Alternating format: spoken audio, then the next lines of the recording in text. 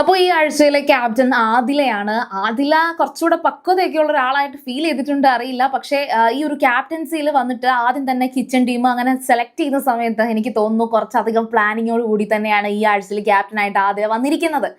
അപ്പോൾ ആദ്യം തന്നെ കിച്ചൺ ടീമിലേക്ക് വന്നു. കിച്ചൺ ടീമിൽ ശരിക്കും പറഞ്ഞാൽ ഞെട്ടിച്ച ഒരു കിച്ചൺ ടീമാണ്.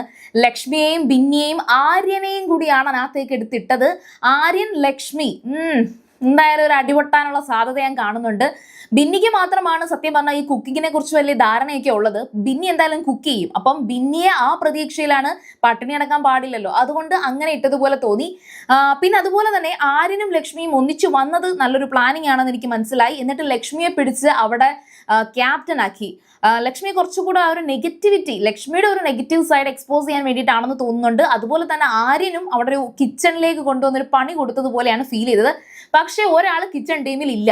അപ്പോൾ ഈ 3 പേര് മാത്രമായിട്ട് കിച്ചൺ ടീം പറ്റില്ല എന്ന് പറയുമ്പോൾ ആദില തന്നെ പറയുന്നുണ്ട്, ഞാൻ കിച്ചൺ ടീമിലെ ഹെൽപ്പ് ചെയ്യാൻ നിൽക്കുന്നുണ്ട്.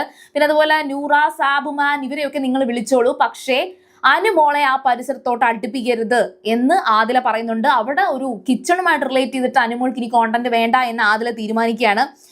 പിന്നെ അതിനുശേഷം ബെസൽ ടീമിലേക്ക് വരുമ്പോഴത്തേക്കും അക്ബർ, അനീഷ്, നെവിൻ ഇവരെ 3 പേരെയാണ്. അപ്പം അനീഷിന്റെ അടുത്ത് നന്നായിട്ട് ട്രിഗർ ചെയ്യുന്ന തരത്തിൽ അനീഷ് ഇനി ക്യാപ്റ്റൻ ആകേണ്ട, എല്ലാവരും വന്നങ്ങ് അനീഷിനെ ക്യാപ്റ്റൻ ആക്കും, അതിനി നടക്കില്ല. നെവിനെ എന്നിട്ട് ക്യാപ്റ്റൻ ആക്കുന്നുണ്ട്. അപ്പം നെവിന്റെ ഒരു രീതി നമ്മൾ ഓൾറെഡി കണ്ടതാണ്. ഈ പറഞ്ഞ പാത്രങ്ങളൊന്നും എല്ലാം ഒന്നും ഈ കഴിച്ച പാത്രം അവരവർ തന്നെ കഴിക്കണം, അതൊക്കെ നല്ല സ്ട്രിക്റ്റ് ആയിട്ട് നിൽക്കുന്ന ഒരാളാണ് നെവിൻ.